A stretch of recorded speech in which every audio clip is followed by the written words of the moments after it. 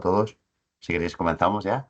Así Vale, perfecto. que nada, bueno, como sabéis, estas son unas sesiones de presentación de tesis que hemos lanzado ya unas cuantas desde PTEC y queremos también que sirvan pues como foco de difusión para que los jóvenes investigadores pues puedan promocionar sus resultados y hacérnoslos llegar a todo el sector, ¿no? Desde empresas hasta centros de investigación y universidades. Así que nada, sin más dilación, pues voy a presentar al ponente hoy, que también se llama como yo, Íñigo, o sea que genial. Y nada, pues Íñigo, si te parece bien, un poco de presentación de quién eres, de dónde vienes, y luego ya puedes empezar a entrar en harina y hablarnos de tu tesis, si te parece bien, para que te conozcamos mejor. Muchas gracias. Vale, yo soy Íñigo Delgado. Yo soy físico en sí. Hice la carrera de físicas y luego hice también el máster en física cuántica y luego ya sí que la tesis me movía a inteligencia artificial. Estos 4 años he estado trabajando en inteligencia artificial aplicada sobre todo al urbanismo y a los problemas que acontecen en las ciudades. Y nos hemos focalizado en dos problemas, el de la accesibilidad y el del confort térmico. No lo he dicho, trabajo en Tecnalia, que es un centro de investigación vasco que aplica muchísimos ámbitos, entre ellos la inteligencia artificial y también las ciudades. Y bueno, sin más dilación, pues igual empiezo a presentar la tesis, ¿no? Porque además es larguita. Muy bien, genial. Gracias por la presentación, Íñigo, y nada, estamos encantados. Así que todo tuyo. Vas a compartir pantalla, ¿no? Supongo. Sí, comparto. Perfecto, perfecto, genial. Me Vale, decís si se ve bien. ya la podemos ver, Íñigo, Perfecto. cuando quieras. Bueno, pues buenos días a todos y a todas y gracias por asistir a mi presentación. Hoy os voy a presentar mi tesis, técnicas avanzadas de optimización y modelado de datos para la accesibilidad, el confort térmico en la planificación urbana. Se ha realizado en el Departamento de Ingeniería de Comunicaciones de la Universidad del País Vasco en colaboración con Tecnalia y bajo la supervisión del profesor Javier del Ser y de la doctora Patricia Molina. Eh, bueno, la estructura que vamos a seguir en esta presentación es la siguiente. En primer lugar, se hace una introducción del tema de investigación. Aquí explicaré la motivación para llevar a cabo esta tesis y los objetivos a cumplir. Dado que esta tesis se basa en la aplicabilidad de la inteligencia artificial en problemas urbanos, también expondré brevemente un pequeño marco teórico para aquellos que no estén tan familiarizados con el campo de la inteligencia artificial. A continuación nos adentraremos en las dos principales contribuciones. La primera está relacionada con la mejora de la accesibilidad urbana y la segunda con la estimación de temperatura del aire y la detección del estrés térmico. Y para la sección final de esta defensa, pues resumiré las conclusiones obtenidas tras 4 años de tesis. Vamos a empezar por la introducción, donde expondré la motivación y los objetivos de la tesis. Bueno, la motivación de nuestro trabajo se centra en el rápido crecimiento urbano. En 2019, aproximadamente el 55% de la población mundial vivía en ciudades y las proyecciones indican que esta cifra podría aumentar hasta el 70% en 2050. Este drástico aumento pues, presenta de significativos desafíos para las áreas urbanas. La rápida expansión a menudo conduce a desarrollos urbanos mal planificados y plantea serios desafíos ambientales y de infraestructura. Estos problemas pues, subrayan la urgente necesidad de que las ciudades se remodelen y adapten para satisfacer las demandas en las próximas décadas. Para hacer frente a estos problemas, pues los urbanistas están centrando en desarrollar nuevos modelos de ciudad que mitiguen los efectos negativos de esta rápida urbanización. El objetivo que tienen es crear ciudades respetuosas con las personas mayores, resistentes y sostenibles. Aquí podríamos mostrar tres tipos de ciudades. Por un lado, las ciudades inclusivas, que son las ciudades que están adaptadas a las personas mayores, que garantizan que los espacios urbanos sean inclusivos y accesibles para todas las generaciones y especialmente para las personas mayores. Luego tendríamos las ciudades resilientes, que están diseñadas para resistir y recuperarse de retos como catástrofes naturales o cambios económicos. Y por otro lado tendríamos las ciudades sostenibles, que son aquellas que dan prioridad a la salud medioambiental, minimizan el impacto ecológico y promueven la habitabilidad a largo plazo. Nosotros nos centraremos en este último tipo o modelo de ciudades, y es que la ciudad sostenible ha sido introducida por la ONU como uno de los objetivos a alcanzar en el marco de Objetivos de Desarrollo Sostenible. La ONU define las ciudades sostenibles como ciudades resilientes, seguras y sostenibles. Y esta sostenibilidad tiene tres principales ejes que comúnmente se llaman los tres pilares de la sostenibilidad, que son la equidad social, la viabilidad económica y la protección del medio ambiente. Estas tres características no son independientes entre sí y están entrelazadas. ¿Qué ocurre? Pues que hay algunos factores que impiden alcanzar esta sostenibilidad. La contaminación atmosférica y acústica, que generalmente procede de la actividad humana como los vehículos. Luego tendríamos la accesibilidad peatonal, que debido a la mala planificación de las zonas urbanas y la rápida expansión, como he dicho anteriormente, pues se está viendo vulnerable, y lo mismo ocurre con el confort térmico. Estos factores, como he comentado, no son independientes entre sí y a veces la solución debe pasar por procesos de planificación multicriterio, ¿no? Lo que obliga a los urbanistas a adoptar perspectivas más holísticas a la hora de toma de decisiones. Hoy en día, gracias a las herramientas informáticas, pues los planificadores tienen acceso a diversos sistemas digitales que apoyan sus procesos de toma de decisiones. Entre estas herramientas se destacan los sistemas de apoyo a la toma de decisiones, que tienen una visión más técnica a corto plazo, que serían los DSS, y luego tendríamos los sistemas de apoyo a la planificación, con una visión más estratégica a largo plazo. La pregunta que nosotros planteamos es, ¿existe la posibilidad de que aplicando las ventajas de la inteligencia artificial si existe la posibilidad de aplicar las ventajas de la inteligencia artificial a estos sistemas de apoyo, ¿no? Y en este sentido, a pesar de que la inteligencia artificial ya se utiliza en toma de decisiones y en toma de planificaciones, aún no se ha explotado todo su potencial en la planificación urbana y en las políticas públicas. Sí es verdad que tanto el sector privado como el público han empezado a aplicar herramientas de apoyo a la decisión y planificación mejoradas con inteligencia artificial, pero nosotros creemos que aún queda por hacer mucho para que esas tecnologías se aprovechen de la total manera en aras de una gestión urbana más eficaz.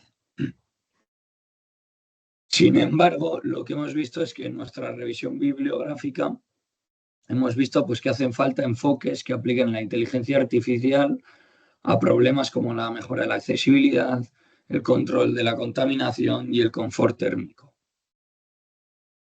Por lo tanto, la motivación de esta tesis es la necesidad de métodos de planificación urbana basados en inteligencia artificial que incorporen criterios de accesibilidad, contaminación y confort térmico. El objetivo principal de esta tesis es la de explorar las diferentes capacidades que tiene la inteligencia artificial para resolver cuestiones relacionadas con el urbanismo. Entre estas cuestiones nos centraremos en dos objetivos específicos. El primero es el de mejora de la accesibilidad para las personas mayores, teniendo en cuenta sus demandas. También pretendemos contribuir pues, a la escasa literatura sobre la mejora de rutas peatonales con inteligencia artificial. Y el segundo objetivo específico es la exploración de técnicas de modelización basadas en inteligencia artificial para el confort térmico. La modelización es un campo muy incipiente en este ámbito y tiene mucho potencial para el desarrollo de aplicaciones urbanas. En este escenario, el énfasis se pone en el modelado imagen a imagen para estimar la temperatura del aire. Lo que hacemos es, pues las redes neuronales profundas, vemos que pueden ser una forma de ahorrar tiempo para detectar el estrés térmico en las ciudades. Una vez explicada la motivación y los objetivos, pasaré a la contextualización. Lo que haré será explicar brevemente pues, la base teórica de las tecnologías utilizadas. En primer lugar, os presentamos los tres paradigmas críticos de la inteligencia artificial, que son los problemas de optimización, los problemas de modelización y los problemas de simulación. En esta tesis vamos a abordar los retos presentados previamente mediante técnicas de optimización y de modelización. Es por ello que no hemos tratado con problemas de simulación en esta tesis y por lo tanto nos explicarán. Así pues, empezaré explicando los problemas de optimización. Como veis en la imagen, esquemáticamente un diagrama de un problema de optimización tiene este aspecto. En un problema de optimización, el objetivo es identificar la entrada o las entradas que, pues cuando se alimentan a un modelo dado, producen una salida deseadas, por ejemplo, un valor máximo. Por lo tanto, en el contexto de un problema de optimización, el modelo y los resultados son conocidos y especificados y el objetivo es encontrar la entrada óptima. Un problema de optimización consiste en encontrar la mejor solución a partir de un conjunto de alternativas factibles. Lo que incluye es pues, una función objetivo que tiene que ser maximizada o minimizada junto con una variable o una serie de variables que comúnmente se llaman variables de decisión, pues que pueden ser manipuladas. Normalmente tenemos algunas restricciones que restringen estas variables, definiendo pues, la región factible dentro de la búsqueda del espacio de soluciones. Uno de los ejemplos más utilizados para explicar este problema de optimización es el problema del viajante o TSP por sus siglas en inglés. En este problema se dan varias ciudades y la distancia entre ellas. Y el objetivo es obtener la ruta más corta que visite una vez cada ciudad y vuelva a la inicial. Por lo tanto, lo que hay que hacer es minimizar la distancia total de la ruta. Para ello, hay que encontrar el orden correcto de las ciudades que puedan minimizar esa distancia. Dependiendo de la complejidad del espacio de búsqueda, pues que viene dada, como he comentado antes, por la función objetivo y por las restricciones que se aplican, podemos tener desde problemas lineales hasta problemas donde la complejidad es tal que ninguna expresión matemática pueda representar adecuadamente el modelo a optimizar. En ese caso se convierte en un modelo de caja negra para los métodos clásicos. Y para estos casos de caja negra se aplica la optimización inteligente, que es una rama de la inteligencia artificial que crea algoritmos capaces de aprender por sí mismos a resolver problemas de optimización. Este tipo de algoritmos son en general algoritmos metaheurísticos que aprovechan un equilibrio pues, entre la búsqueda explorativa y la búsqueda explotativa. Dentro de la optimización inteligente, la computación evolutiva es la rama más explotada y el algoritmo genético es el algoritmo más utilizado dentro de ellos. Aquí os presento un bucle algorítmico general. En un bucle algorítmico general se comienza con una población inicial de soluciones y se les hace evolucionar a lo largo de generaciones. Este bucle consta de varias etapas iterativas. Primero tenemos la evaluación, que se mide la calidad o aptitud de cada individuo, es decir, la solución potencial. Se evalúa la función objetivo de cada individuo, que en el contexto de aprendizaje automático de Machine Learning se conoce como la función de pérdida o de error, pues debido a que su propósito es medir el error de las soluciones candidatas. Luego pasaríamos a un proceso de selección donde se eligen los mejores individuos para pasar a la siguiente generación. Luego tenemos un proceso de reproducción donde se combinan las soluciones seleccionadas para crear nuevas soluciones. Y luego también tenemos un proceso de mutación, que es donde se introducen pequeñas alteraciones en las soluciones para explorar diferentes posibilidades. Por último, tendríamos una nueva descendencia, que es cuando el proceso se repite, pues generando iterativamente nuevas soluciones. Este proceso se repite hasta que cumplimos un criterio de parada predefinido, que puede ser pues tanto un número máximo de generaciones como la falta de mejora en las soluciones. Hasta ahora hemos tratado con problemas de un solo objetivo, es decir, con optimización monoobjetivo, pero sin embargo, en distintos ámbitos de la vida, pues hay que tener varios objetivos en cuenta, ¿no? Que además pueden ser opuestos entre sí. Por ejemplo, en urbanismo tendríamos el de lograr la renovación urbana, reduciendo al mismo tiempo el coste de las actuaciones urbanas. Así pues, la optimización multiobjetivo consiste en encontrar soluciones que equilibren varios objetivos contrapuestos buscando un conjunto de soluciones óptimas. El reto de estos algoritmos de optimización multiobjetivo es calcular eficientemente el frente de Pareto, que es el que podemos ver en la imagen, o al menos proporcionar un conjunto de soluciones que se aproximen a este frente de Pareto, que sería el conjunto de soluciones óptimas. Claro, aproximar el frente de Pareto óptimo en un problema de optimización multiobjetivo puede convertirse en una tarea complicada cuando la dimensionalidad del problema pues hace que una evaluación exhaustiva de las soluciones sea pues computacionalmente inasequible o incluso que los objetivos no posean una formulación matemática manejable. Por esta razón, al igual que en la optimización monoobjetivo, para abordar este tipo de problemas se utiliza la optimización inteligente, ¿no?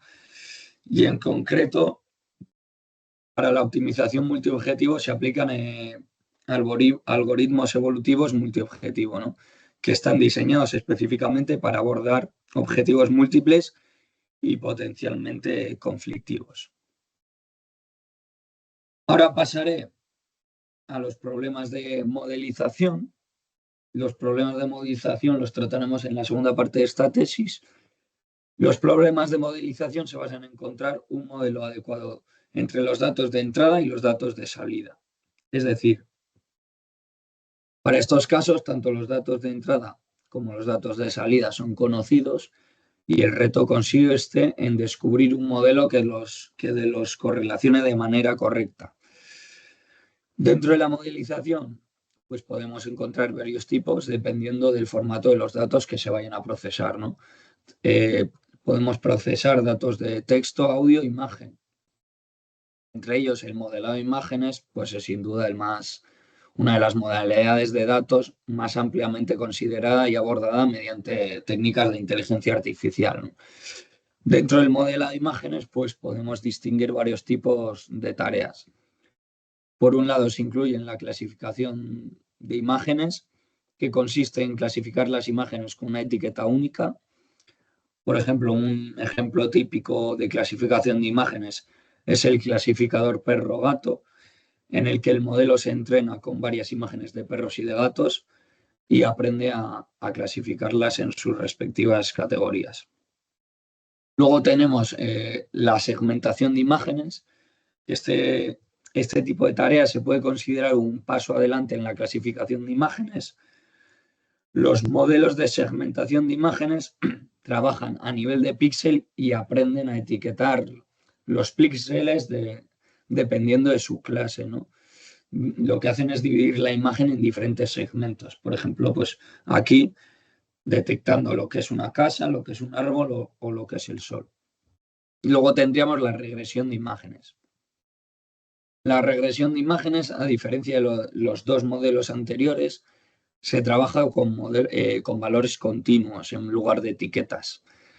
Pues el modelo se entrena para predecir un vector continuo asociado a los píxeles de una imagen o a toda la imagen. Y por último tenemos el modelado de imagen a imagen, que el modelado de imagen a imagen es un proceso pues, en el que se transforma una imagen de entrada en una de salida. Y lo que hacemos es conservar ciertas propiedades semánticas. Este tipo de tareas principalmente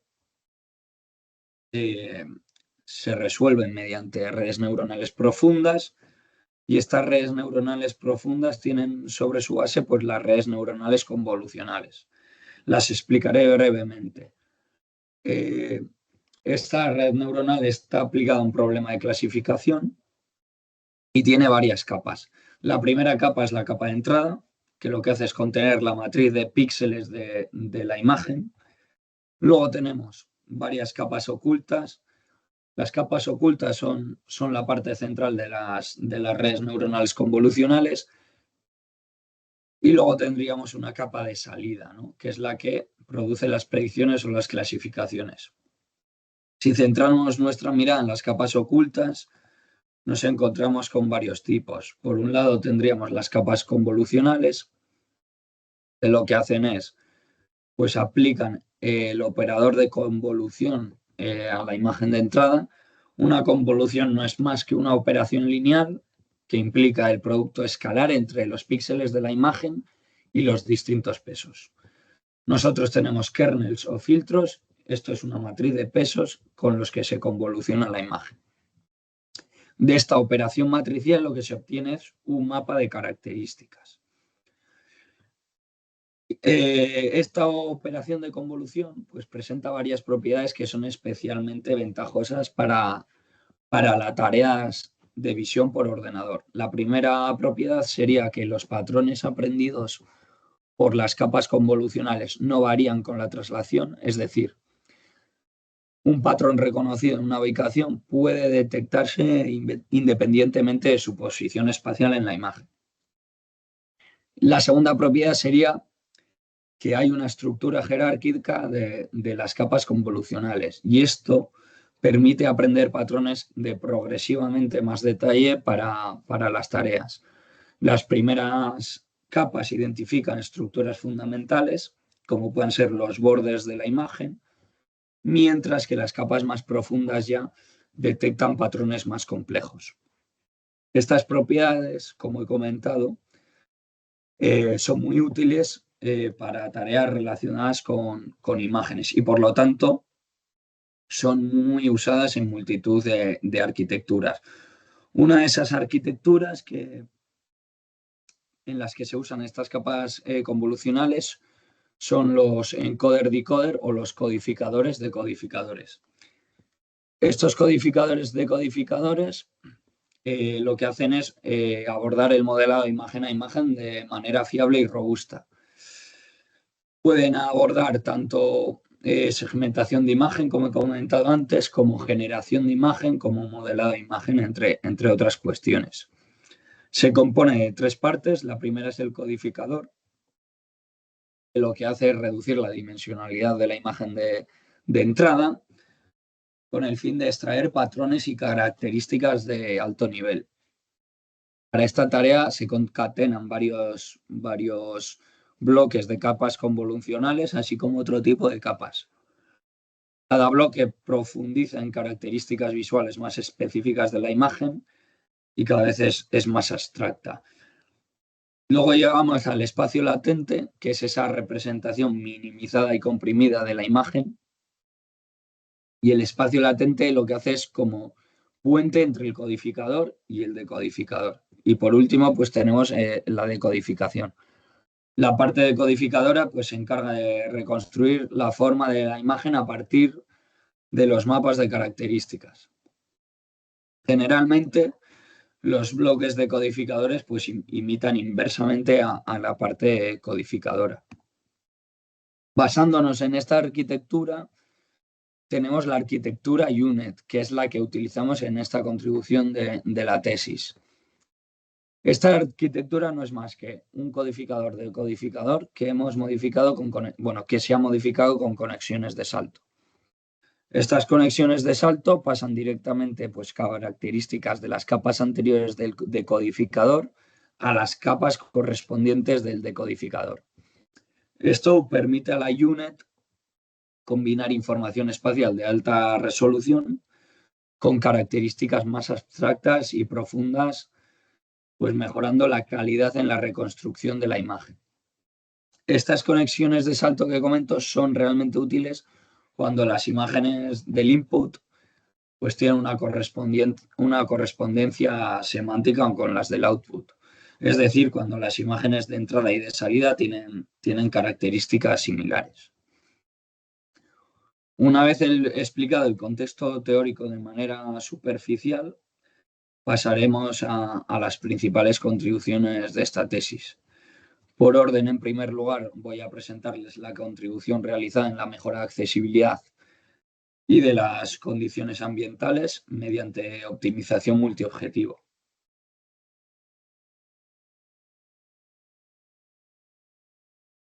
Como he comentado en la introducción de esta defensa, el futuro de las ciudades presenta unos retos para los planificadores urbanos. Por un lado, tenemos la falta de accesibilidad, generalmente pues debido a una rápida y negligente planificación urbana, y por otro lado también tenemos un exceso de contaminación del aire y de ruido, generalmente pues provocada por la actividad humana como puedan ser los vehículos. Por otro lado, a esta problemática se le añade otra y es el envejecimiento poblacional. El porcentaje de personas mayores de 65 años pues está creciendo y va a alcanzar el 16% de la población mundial en 2050. Es por ello que urge aplicar políticas que nos lleven a ciudades amigables con las personas mayores. Sin embargo, en contraposición a estos retos, también nos encontramos en que las arcas municipales son limitadas y por lo tanto que los presupuestos para la mejora urbana son limitados. En la revisión del estado del arte que hemos llevado a cabo no hemos encontrado ningún trabajo que adopte soluciones conjuntas para el ruido, la contaminación y la accesibilidad. Sin embargo, como hemos visto, para las personas mayores estos factores son cruciales a la hora de seleccionar las rutas o las diferentes calles por los que van y por lo tanto creemos que deberían ser abordadas de manera conjunta. Por todo ello, la finalidad de esta contribución técnica es la de la mejora de decisiones relacionadas con la instalación de elementos urbanos que mejoren la accesibilidad en los ya existentes escenarios urbanos mediante optimización inteligente. La metodología que vamos a usar se basa en la optimización multicriterio que ya he explicado anteriormente. Vamos a contraponer varios objetivos. Por un lado serían las actuaciones urbanas que se pueden llevar a cabo para la mejora de los objetivos y por otro lado sería el coste asociado a estas instalaciones. Para resolver el problema multiobjetivo usaremos los algoritmos evolutivos multiobjetivo que he explicado anteriormente y el marco será validado en un caso de uso en la ciudad de Barcelona. De estos casos de uso presentaremos los resultados tanto cuantitativos como cualitativos. Ahora procederé a explicar el marco de referencia. Como primer paso, vamos a hacer una construcción de un grafo georreferenciado de múltiples aristas de la zona de estudio a tratar, donde los nodos son los cruces de dos o más calles y los ejes o aristas son las calles o los tramos de calle. Para cada arista tenemos m funciones que asignan un peso no negativo a cada arista para cuantificar la calidad de la misma respecto al ruido, a la contaminación atmosférica o a la accesibilidad. Por ejemplo, el peso asociado a la accesibilidad pues podría correlacionarse con la pendiente del segmento de calle que está representado por cada arista en cuestión. Mientras que el peso del ruido y de la contaminación atmosférica pueden venir dados por la intensidad media tanto del ruido como de la contaminación percibidos por un peatón que atraviese esa calle o ese tramo de calle. Estos valores que asignamos a cada arista Son conseguidos mediante datasets de instituciones públicas y generalmente vienen dados en formato GIS. Después también asignamos pares de origen-destino que representan puntos de interés para las personas mayores. Elegimos los nodos que están más cerca de esos puntos de interés, como pueden ser centros de día, hospitales o farmacias. Una vez tenemos el grafo construido, pues calculamos las rutas más cortas entre estos diferentes orígenes y destinos del grafo. Para ello utilizamos un algoritmo de rutado, que es el algoritmo, en nuestro caso, Dijkstra.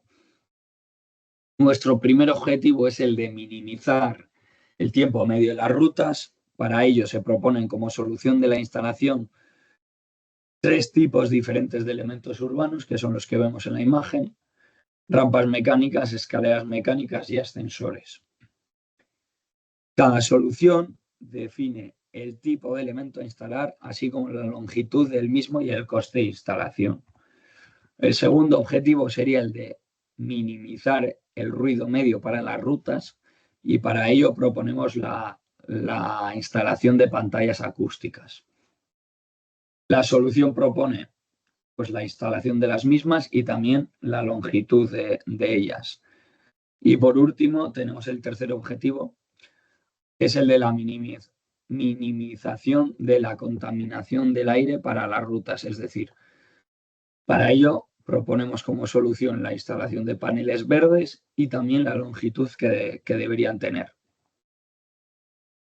Tenemos por último, y en contraposición a los 3 objetivos anteriores, el coste a minimizar, es decir, el coste total de las intervenciones asociadas a cada solución, que también tiene que ser minimizado. El objetivo final, ¿cuál sería? Pues el de encontrar diferentes alternativas a la hora de instalar diferentes elementos urbanos que se acercasen lo máximo posible a ese frente de Pareto óptimo, donde pues, todos los objetivos se balanceasen. Matemáticamente, la codificación de la solución representa una intervención que comprende K elementos urbanos y es la siguiente. Por un lado, primero comenzamos con un nodo inicial, después con un nodo final, el tipo de intervención que se va a hacer en esa instalación, la longitud y por último la longitud relativa del activo instalado. Nosotros suponemos un número máximo de elementos a instalar y resolvemos este problema con algoritmos evolutivos multiobjetivo. Yo elegí 4 diferentes para ver cuál de ellos era el más adecuado al problema, que son NSGA2, NSGA3, SPA2 y Mosel. Las diferencias que podemos encontrar entre los diferentes algoritmos están en los criterios de selección y de reemplazo. A continuación presentaré el diagrama de bloques del problema. El marco comienza por calcular el grafo, como he comentado antes, de la zona correspondiente. También se tiene que definir la información y el precio de los elementos a instalar. A continuación se construye el genotipo, ¿no? Es decir, la solución. Se inicia aleatoriamente una población de tamaño P y las diferentes soluciones son evaluadas dentro del flujo algorítmico que ya he explicado previamente. Este flujo algorítmico se aplica hasta que se cumpla el criterio de parada y el resultado final consiste en un conjunto de soluciones de intervenciones específicas. Cada una de ellas con resultados diferentes para cada uno de los objetivos, ¿no? Escogimos como caso de uso 2 barrios de la ciudad de Barcelona. Esta ciudad fue elegida debido a su amplia y accesible base de datos, sobre todo para datasets relacionados con ruido y contaminación. Los casos de uso han sido elegidos de manera que haya una amplia representación también de personas mayores en ambos barrios. Para la configuración de enrutamiento escogimos 5 nodos de origen y 6 destinos por zona, lo que da lugar a 30 rutas. La selección de rutas ha sido definida en colaboración con expertos en urbanismo centrándose en la distribución de población de edades avanzadas y la proximidad a los puntos de interés. Los diferentes datasets fueron obtenidos desde entidades públicas. Por un lado tenemos los datasets de malla digital del terreno con una resolución espacial de 2 metros. Y por otro lado tenemos los datasets de contaminación del aire y de ruido que fueron directamente descargados del Ayuntamiento de Barcelona. Comenzando por los resultados cuantitativos. En los resultados cuantitativos lo que queríamos ver era cuál de los 4 algoritmos evolutivos propuestos se adecua mejor a los casos de uso. Para ello, se han calculado 4 indicadores de calidad diferentes: la distancia generacional, la distancia generacional invertida, indicador de hipervolumen e indicador epsilon. La distancia generacional invertida y el hipervolumen son indicadores que evalúan la diversidad y la convergencia de los algoritmos, mientras que la distancia generacional y el indicador epsilon solo evalúan la convergencia. Como vemos, para el primer caso de uso, los algoritmos SPA2 y NSGA3 sobresalen respecto a los demás y dominan en los 4 indicadores. Al analizar los resultados para el segundo caso de uso, SPA2 y NSGA3 ofrecen casi el mismo rendimiento también para la mayoría de los indicadores. Si nos centramos la comparación solo entre SPA2 y NSGA3, las diferencias entre sus resultados pues, no son estadísticamente significativas debido al solapamiento que hay entre las distribuciones en todos los indicadores de calidad. Por lo tanto, atendiendo a los resultados obtenidos en nuestros 2 casos de uso, escogimos SPA2 como nuestro algoritmo de referencia. Es por ello que a partir de ahora pues, será el algoritmo que usemos, y los resultados cualitativos que presentaré a continuación serán resultado de aplicar el algoritmo SPA2.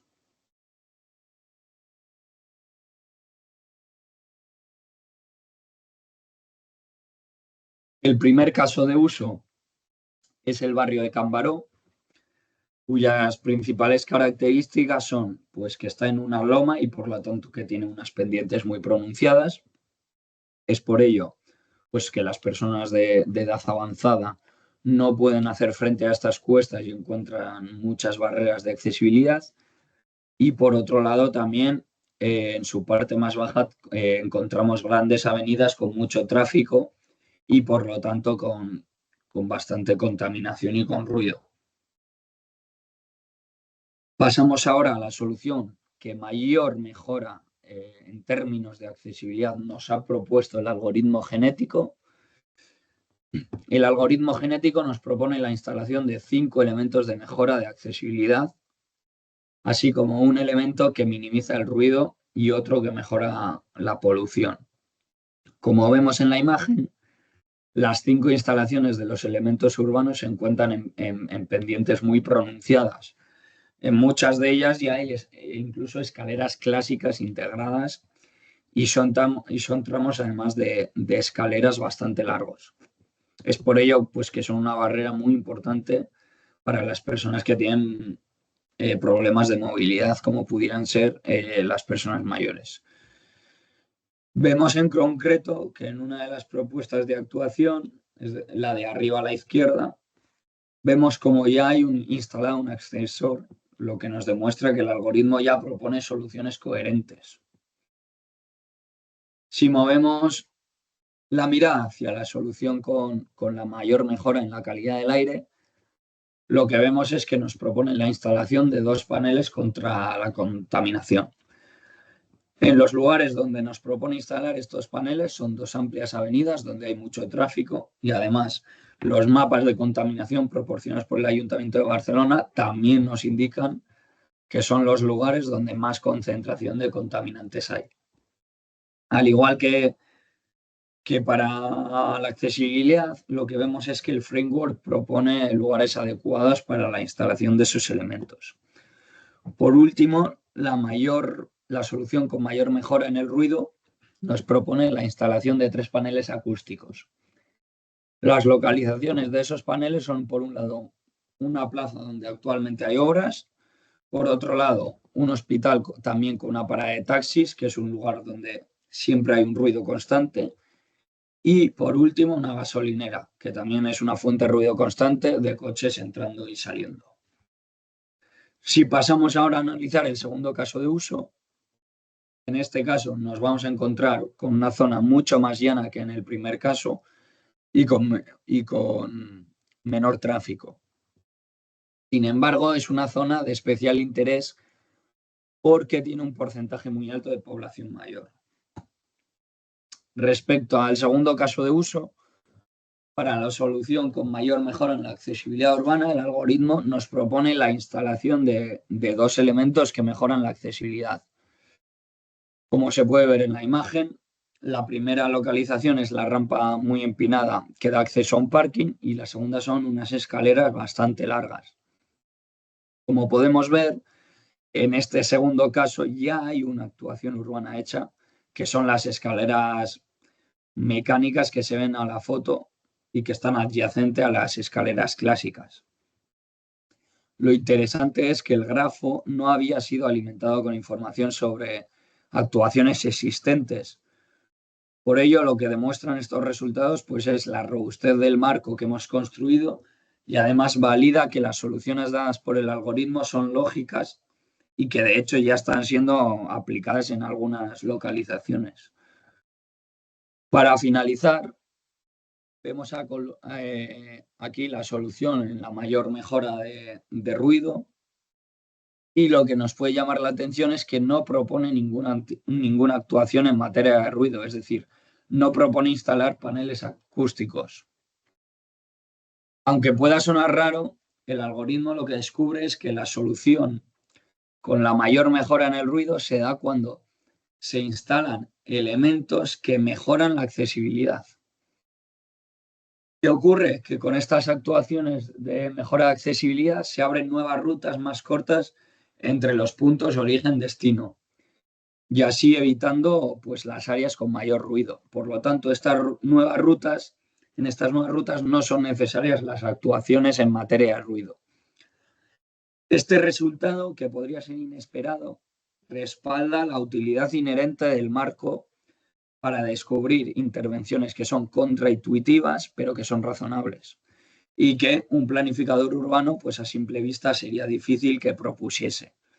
Sin embargo, el marco sí puede hacerlo. Para finalizar con esta primera contribución técnica, me gustaría dar algunas consideraciones en caso de que el marco pues, se aplique a otros casos de uso. La primera consideración sería la calidad y la representatividad de los datos disponibles. Por ejemplo, la granularidad espacial de los datos de contaminación y ruido, ¿no? Otras fuentes externas de datos también. Siempre que sea posible, pues se deberán introducir en el marco otras fuentes de datos pertinentes. Por ejemplo, la ubicación y las características de las infraestructuras de accesibilidad urbana que ya están instaladas, ¿no? Como hemos visto en un ejemplo, pues claro, la solución propone mejoras de accesibilidad y en una de ellas la ha propuesto donde ya había unas escaleras mecánicas instaladas. Pues lo que sería interesante es que las actuaciones urbanas que hayan sido acometidas se integrasen en el marco para evitar este tipo de situaciones. Luego también tenemos la complejidad computacional, que en nuestro caso el marco no está optimizado para la toma de decisiones en tiempo real. La razón es que las características de los elementos que componen las intervenciones no requieren de un funcionamiento en tiempo real que optimice su ubicación. Sin embargo, sí es verdad que se podrían formular escenarios alternativos relacionados con la accesibilidad peatonal y que pudieran requerir de tiempos de ejecución más cortos, como pudieran ser pues, eventos de alta afluencia, emergencias o evacuaciones o situaciones meteorológicas adversas. Y por último, pues tenemos la optimización para otros escenarios de accesibilidad. El marco que he descrito también sería capaz de utilizar rutas pues, para usuarios en silla de ruedas o para personas con otros problemas de movilidad. Ahora pasaré a explicar la segunda contribución, que es la que se enfoca en la estimación de la temperatura del aire a nivel urbano utilizando redes neuronales profundas.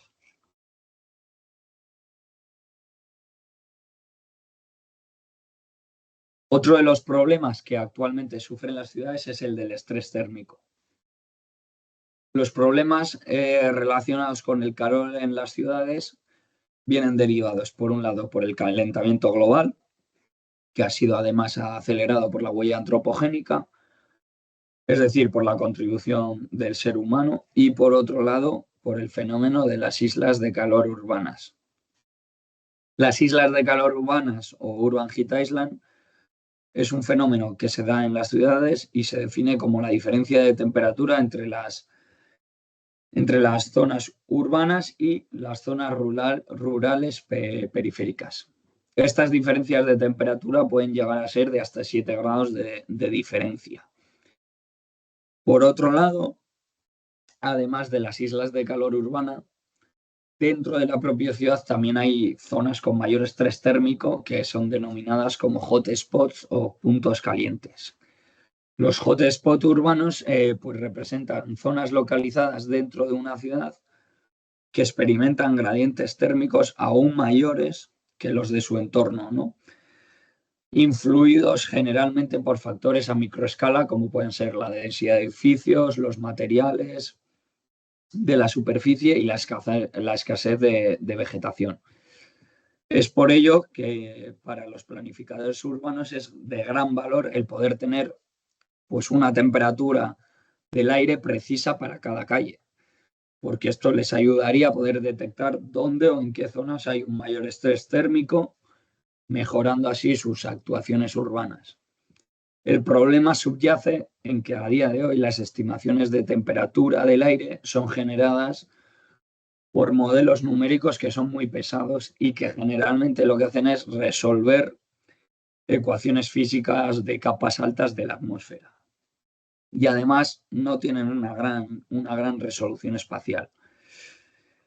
Los pocos modelos numéricos con mayor resolución espacial pues son generalmente modelos preparados solo para una ciudad en concreto también. Por todo ello, nuestra finalidad es la de explorar el uso de redes neuronales profundas para estimar la temperatura del aire a escala urbana y a nivel de calle de una manera mucho más rápida que los clásicos modelos numéricos y además que sea potencialmente generalizable a otras ciudades. Para ello, la metodología propuesta aborda pues, la estimación de temperatura del aire a nivel de calle con una resolución espacial de 100 metros y utilizamos la arquitectura UNET que he presentado antes. En este caso, el modelo ha sido probado en el área metropolitana de Bilbao. Los resultados se han comparado tanto con el modelo numérico de referencia como con datos recogidos en estaciones meteorológicas y en este caso nos hemos planteado 3 preguntas a responder. La primera sería la de ¿puede un modelo de inteligencia artificial proporcionar estimaciones precisas de temperatura del aire que sean comparables a las de un modelo numérico? La segunda sería si puede un modelo de inteligencia artificial estimar la temperatura del aire de forma consistente a lo largo del tiempo. Y la última sería la de a ver si un modelo de inteligencia artificial puede estimar la temperatura del aire con una resolución detallada para poder identificar puntos calientes urbanos, es decir, hotspots. Como he comentado, como caso de uso tenemos el área metropolitana de Bilbao, que se puede ver en la imagen. Este área la hemos dividido en diferentes rejillas para tener mayor disponibilidad de ejemplos de diferentes terrenos para introducir a la red neuronal. El área de estudio se dividió en rejillas de 3,1 por 3,1 kilómetros y esto nos da un resultado de 64 rejillas. Para garantizar la representatividad de todas las zonas cartográficas durante el entrenamiento del modelo, se distribuyeron 53 rejillas para el entrenamiento, 5 se reservaron para la validación del modelo, que son aquellas que están en amarillo, y luego tendríamos las rejillas de prueba, es decir, las rejillas de test que están resaltadas en morado. Dentro de las rejillas de test podemos observar unos puntos rojos que representan las localizaciones de las estaciones meteorológicas. De estas estaciones meteorológicas obtenemos mediciones reales de temperatura que más adelante nos van a servir pues, para hacer una comparativa entre los datos reales y las estimaciones de nuestro modelo. Como he comentado, el método propuesto en esta contribución pretende estimar la temperatura del aire a nivel de calle con una resolución de 100 metros y en una base horaria. Para ello, proponemos la arquitectura UNet, que lo que hace es correlacionar los diferentes conjuntos de datos espaciales y temporales con las temperaturas obtenidas por el modelo numérico. Para el entrenamiento se van a escoger 164 días de los meses de verano, junio, julio, agosto y septiembre, entre los años 2008 y 2017. El conjunto de datos de entrenamiento objetivo del modelo son temperaturas obtenidas por un modelo numérico llamado URCLIM.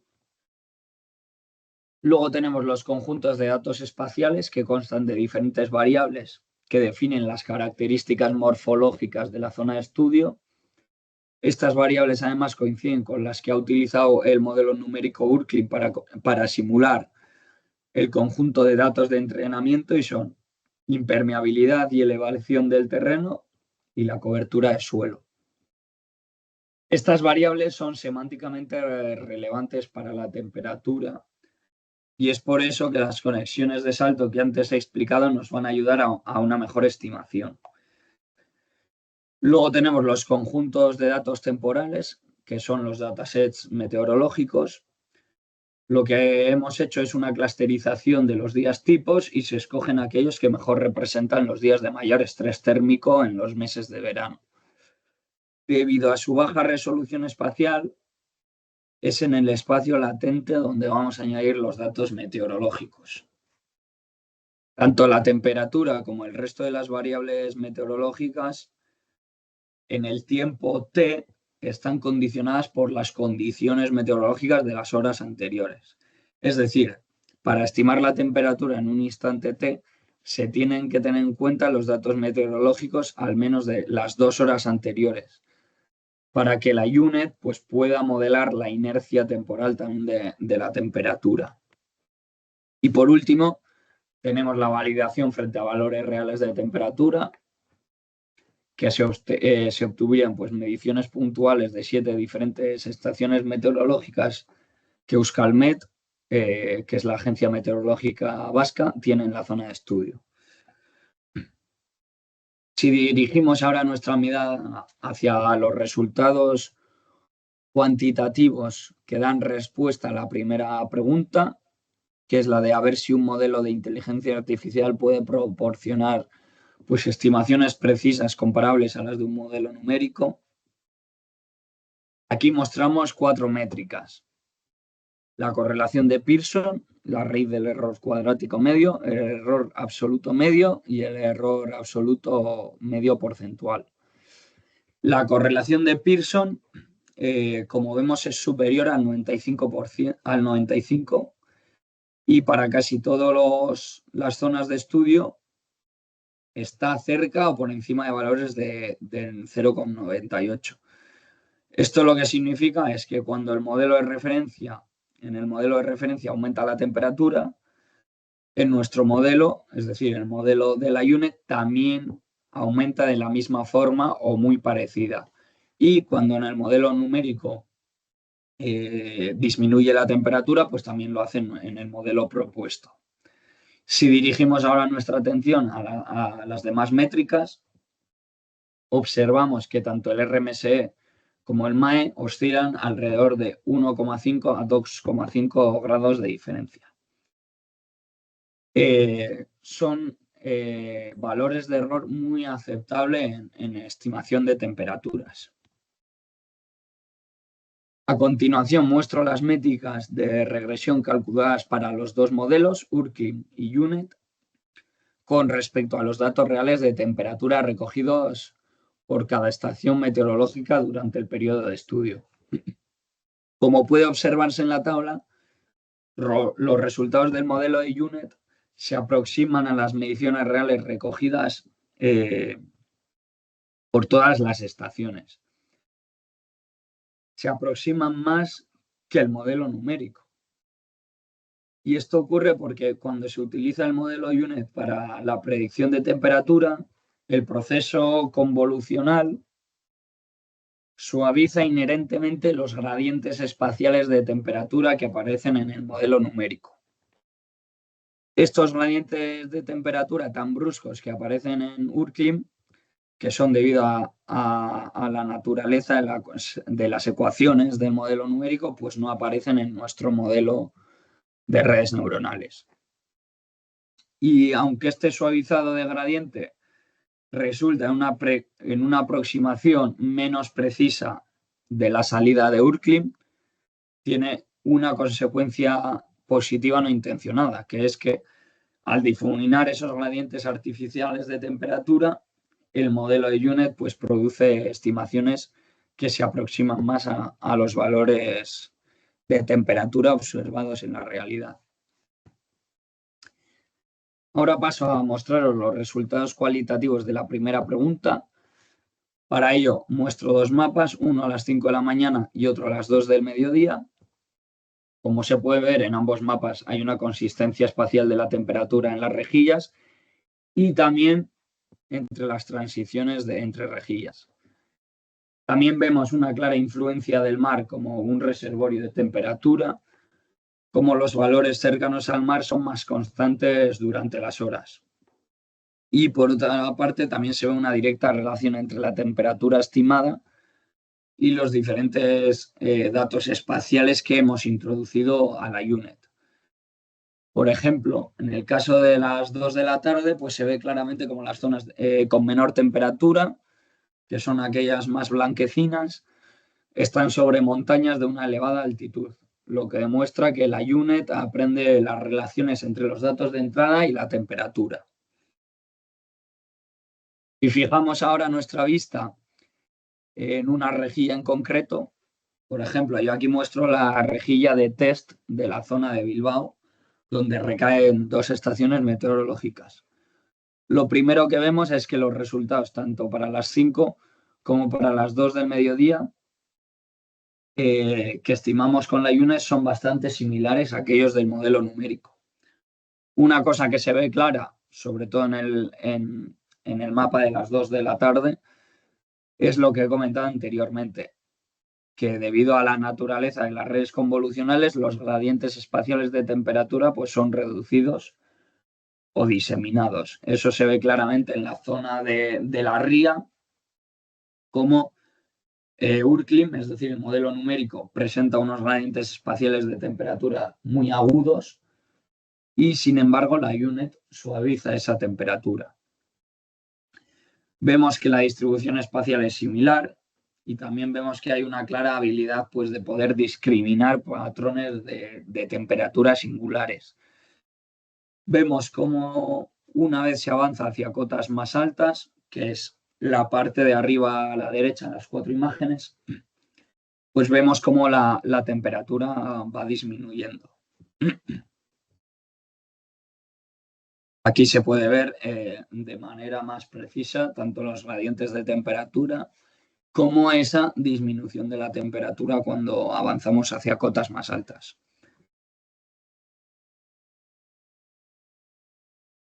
Respecto a la segunda pregunta planteada, que era aquella de ver si es posible que un modelo de inteligencia artificial pueda estimar la temperatura del aire en forma coherente a lo largo del tiempo, en la imagen podemos observar series temporales de temperatura para diferentes días, para todas las localizaciones de test. Los valores medidos por las estaciones meteorológicas están representados en negro. Luego tenemos los valores del modelo numérico que están en rojo y los estimados por el modelo UNET que están en verde. Como se puede observar, pues las tendencias de los ciclos día-noche se asemejan mucho a los de la realidad. Se observa una sobreestimación de la temperatura durante el ciclo diurno, pero también se puede ver cómo las líneas verdes y rojas se solapan en muchas ocasiones, lo que indica que el modelo de UNET, es decir, nuestro modelo, reproduce eficazmente los patrones de temperatura del modelo numérico para cuya aproximación fue entrenado. No olvidemos que nuestros modelos se entrenan contra el modelo numérico, no contra los datos reales, y por lo tanto, contra el modelo numérico sí que hay una estimación correcta. Además de las series temporales, también tenemos la progresión temporal agregada de todo un día en los lugares de test. Yo aquí he escogido el de una zona que se llama Rigorriaga. Como vemos, la progresión temporal durante el día pues mantiene la coherencia tanto espacial como temporal. Y vamos a fijar nuestra atención en dos instantes de tiempo concretos. Las 3 de la tarde y las 8 de la tarde. Podemos ver pues, que en los lugares más calurosos se localizan en la zona industrial, que es la parte superior derecha de la rejilla, donde se ubica una acería.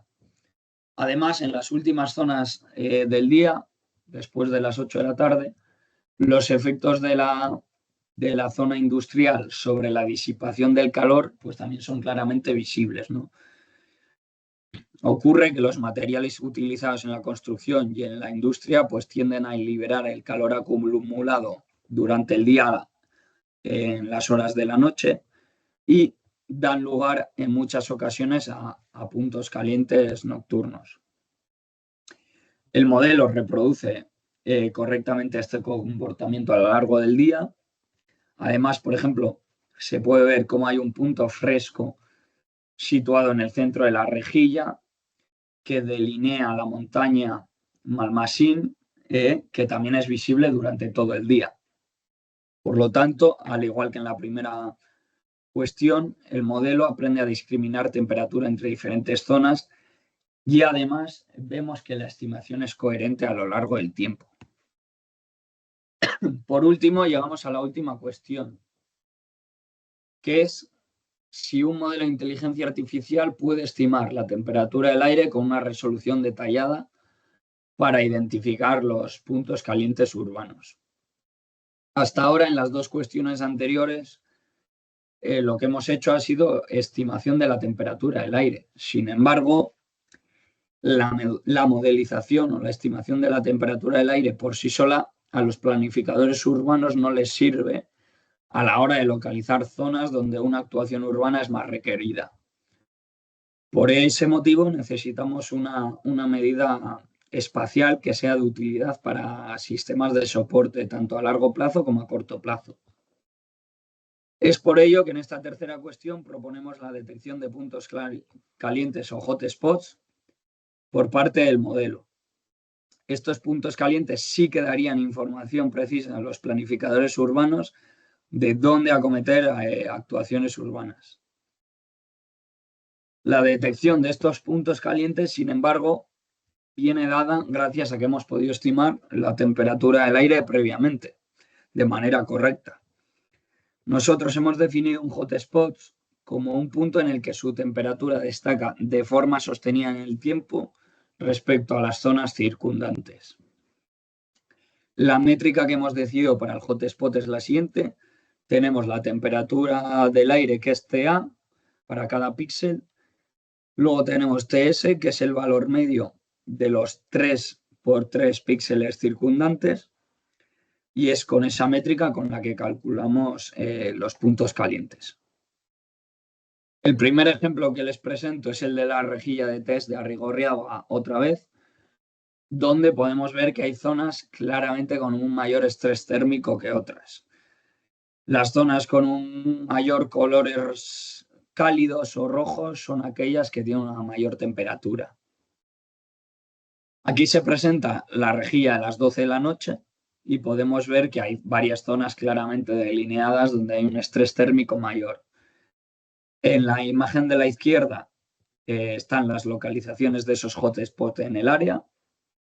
Como vemos, toda la parte de la derecha de la rejilla encontramos 4 hotspots claros. El primero, empezando por más arriba, es el de la zona de Basauri, que es un barrio que está rodeado de zonas verdes y de montañas.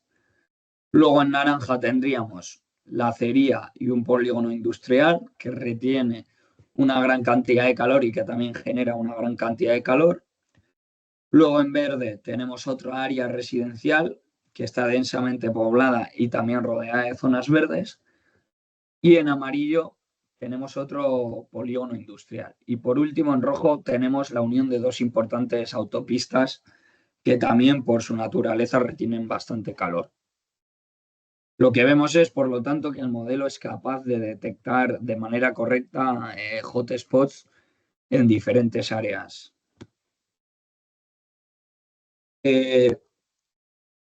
Aquí os presento otro ejemplo de test para hotspots. Aquí se ve cómo en la zona inferior izquierda de la imagen tenemos centros comerciales, grandes superficies y cómo resalta eso con una mayor temperatura que las áreas circundantes, ¿no? Abajo a la izquierda. Pues esto es debido pues, a los materiales de construcción y también a que en los techos de los centros comerciales y de las grandes superficies pues hay una cantidad de importante de aires acondicionados que no paran de funcionar durante la noche y por lo tanto es una fuente de calor.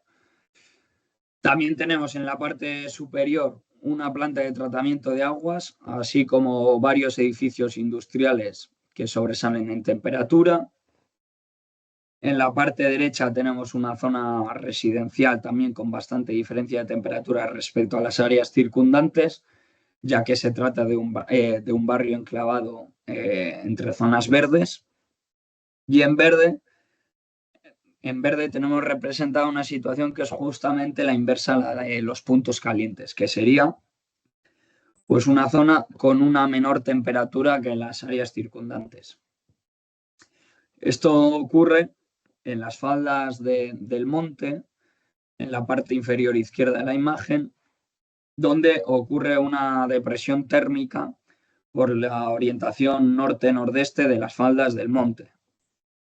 Por lo tanto, hemos demostrado que el modelo es útil tanto a la hora de reconocer puntos de estrés térmico en las ciudades y por lo tanto, pues que es una herramienta útil para los planificadores urbanos a la hora de tomar decisiones respecto a la mitigación del estrés térmico. Para terminar con la segunda y última contribución, me gustaría presentar varios aspectos y consideraciones que podrían ser susceptibles de ser investigados. Primero sería la solidez de los datos. Una mejora de la resolución espacial de los datos meteorológicos pues sería interesante. El segundo sería que el modelo puede ser útil para un escenario hipotético, ya que gracias a la velocidad de cálculo las temperaturas se pueden estimar en pocos segundos tras aplicar cambios a los datos de entrada. Por ejemplo, podría utilizarse para ver el efecto sobre la temperatura que causaría una determinada actuación urbana antes de aplicar la misma. Otra línea de investigación podría ser la implantar el modelo en otras ciudades de la misma zona climática para ver si se confirma la solidez del modelo. También se podría probar la robustez de sus estimaciones en otras estaciones climáticas, no solo en verano.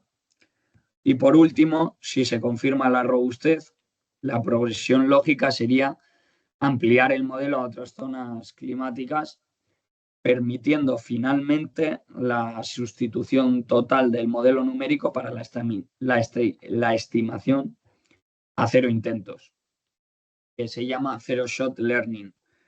de la temperatura en nuevos escenarios urbanos. Siendo esta, como he comentado, la contribución final, ahora pasaré a las observaciones finales que están compuestas por las conclusiones de esta tesis, por los trabajos publicados y por las futuras líneas de investigación. La conclusión general de estos 4 años de investigación es que la IA puede ser un activo transformador en los procesos de toma de decisiones de los planificadores urbanos, permitiendo estrategias más informadas y basadas en datos para crear ciudades más sostenibles, accesibles y resilientes. En la primera contribución técnica se ha propuesto un nuevo marco para la optimización de la instalación de infraestructuras de accesibilidad urbana basados en algoritmos evolutivos multiobjetivo. Se ha demostrado que es un marco intuitivo y basado en el sentido común y que es una propuesta única para los planificadores urbanos. Hasta ahora, pues, no se ha encontrado ningún marco parecido a este. La aproximación del frente de Pareto que hemos obtenido puede informar a los expertos en materia de planificación urbana durante esos procesos de toma de decisiones relacionados con la accesibilidad y con la calidad medioambiental, y además puede reducir también el tiempo y mejorar la calidad de las decisiones tomadas al respecto. La segunda contribución técnica se ha propuesto un modelo de redes neuronales profundas para estimar la distribución espacial de la temperatura del aire a nivel de suelo. Se ha comprobado que es una estrategia útil para modelar la temperatura del aire. También ha obtenido un rendimiento satisfactorio en la detección de puntos calientes urbanos. La correcta detección de estos hotspots dota a los planificadores urbanos de una mayor información a la hora de toma de decisiones. Y por último, el tiempo computacional también es reducido y el modelo necesita mucha menor cantidad de variables y de datos en comparación con los grandes modelos numéricos, ¿no? El trabajo de estos 4 años de tesis ha sido plasmado en una serie de publicaciones. Por un lado hemos tenido publicaciones a revista y por otro lado a congresos. El trabajo realizado en la primera contribución técnica ha sido plasmado en forma de 2 artículos, uno presentado en una revista del primer cuartil y otra presentada en un congreso, el de computación evolutiva. Y el trabajo realizado en la segunda contribución ha sido plasmado también en forma de 2 artículos. Uno del primer cuartil, que a día de hoy está en revisión, y otro artículo de conferencia. También el marco de la primera contribución técnica está en proceso de patente. Para finalizar, expondré pues, las líneas futuras de investigación que podemos delinear para ambas contribuciones técnicas.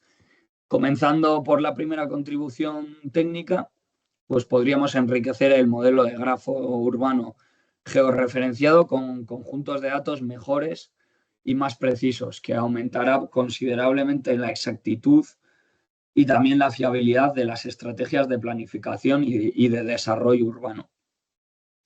La incorporación de datos de alta resolución, como las ubicaciones en las que ya se han instalado elementos urbanos, la inclusión de la topología urbana o la consideración, por ejemplo, del papel fundamental que desempeñan los cañones de las calles en las disipaciones de ruido y contaminación.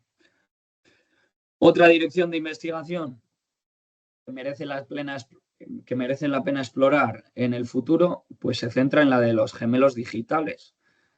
Los gemelos digitales urbanos permiten nuevas funcionalidades que serían interactuar con el paisaje urbano virtual en tiempo real, añadir o modificar manualmente activos y observar instantáneamente los efectos en el modelo.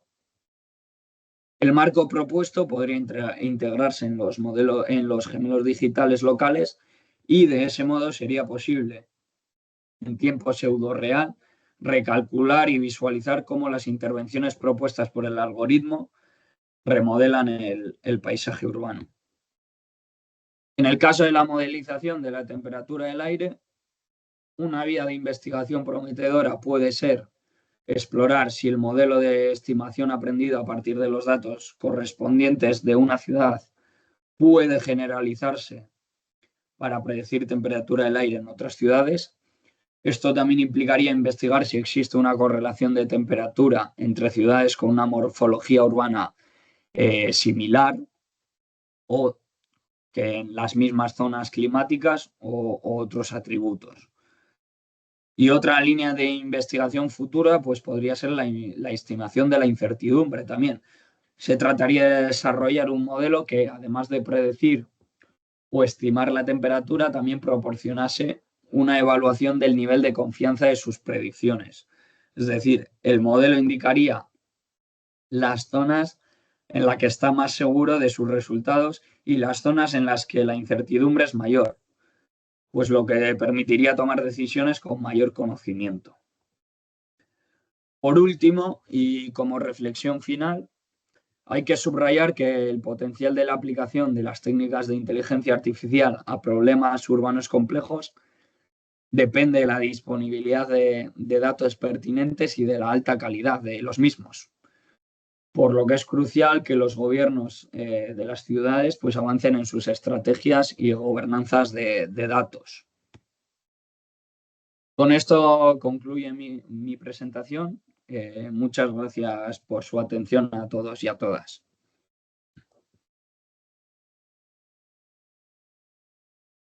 Genial, de acuerdo. Pues nada, oye, muchas gracias, Íñigo. Vamos a abrir, si queréis, una breve ronda de preguntas a los asistentes para ver si podemos sacar algo más en claro. Os dejo a los que estáis conectados. Mira, Antonio dice que no te las felicidades, Íñigo está hablando por el chat. Vale, pues lo dicho, chicos, si queréis hacemos una breve ronda de preguntas a Íñigo ahora si queréis y si no, bueno, también tengo alguna pregunta para hacerle, o sea que algo sacamos. Vale, Juan, visto que levantas la mano, adelante.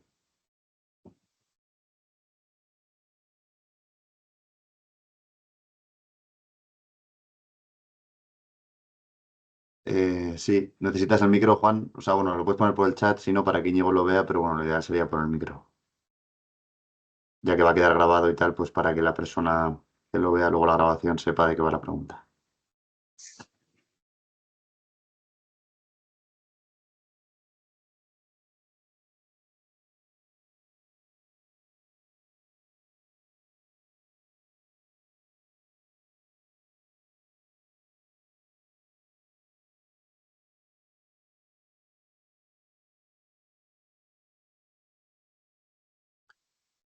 Vale, Íñigo. Juan pregunta, ¿cuánto mejorarían las estimaciones si en vez de 150 días usarais un año de datos? Adelante. Sí, no sabemos, pero eh, la cuestión con las redes neuronales es que, bueno, igual dejo de compartir.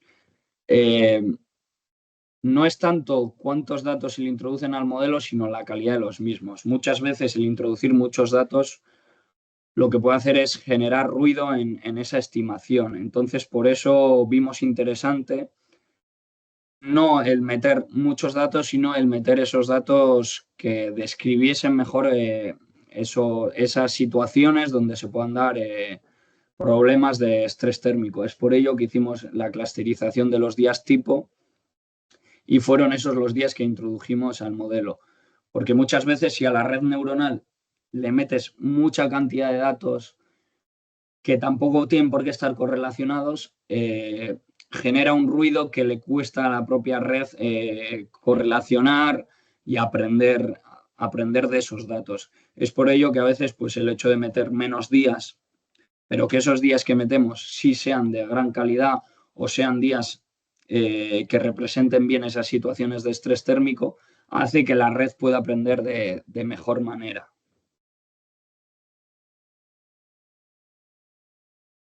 Vale, genial, gracias, Íñigo. ¿Alguna pregunta más?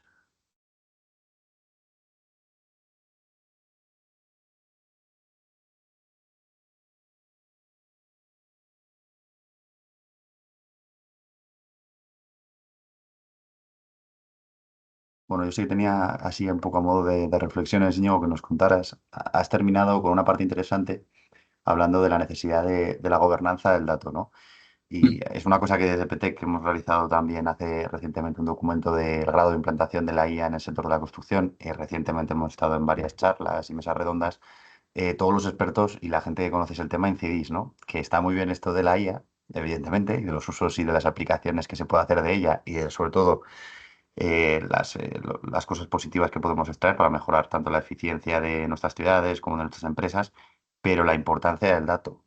El otro día volví a salir, decía, claro, nosotros queremos utilizar mucho IA, pero no tenemos ni sistemas casi de recopilación de datos y sobre todo la calidad de los datos, que es lo más importante, que es algo que yo no soy experto, soy ingeniero industrial, entonces esto también me pilla a mí muy nuevo, pero sí que me gustaría que hicieras un poco, a modo también de reflexión, ese contrapunto, ¿no? De antes de correr tenemos que aprender a andar y tenemos que pasar por ese periodo para poder de verdad pues, implementar y escalar todas estas soluciones que tú proponías también aquí en la tesis. Sí, no, es que es fundamental, porque al final las técnicas de inteligencia artificial ya están. El problema es que hay que alimentarlas con datos y lo que nos encontramos, no solo en problemas de urbanismo, sino en cualquier otro tipo de problemas, es que no hay datos o los datos que hay son de muy baja calidad. Entonces, el primer paso para avanzar y si, como tú muy bien has dicho, si se quiere aplicar inteligencia artificial, el primer paso es la recopilación de los datos de manera verdaderamente bien.